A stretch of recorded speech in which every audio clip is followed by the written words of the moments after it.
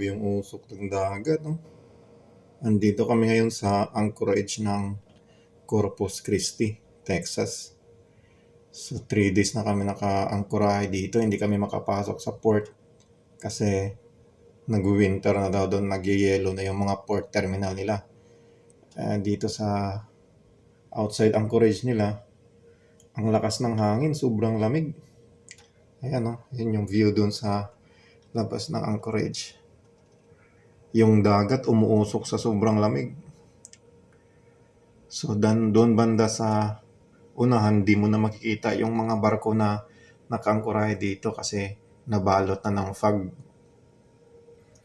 Yung fog na may kasamang yellow na tato, sobrang lamig kasi doon sa labas, hindi kami makalabas.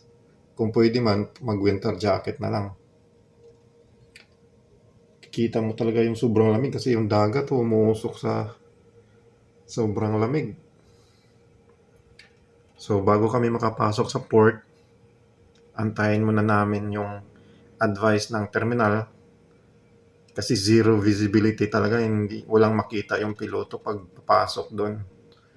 So, ang report hanggang 26 pa ata to or 27 bago mawala itong mga snow, yung severe snow doon sa terminal nila kaya hindi kami makapasok. So, ito yung sitwasyon namin dito ngayon sa anchorage, outside anchorage ng Corpus Christi, Texas. So, maglo-loading sana kami doon sa terminal kaso in-advise kami na hindi muna makapasok kasi wala lang makikita. Puro yellow na yung terminal dahil sa severe na storm. Ayan.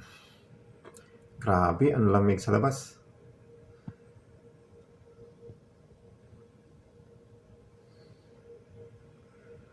Ayan, nag-check yung mga crew doon sa barko kasi sa sobrang lakas ng hangin, nagdadragging yung barko.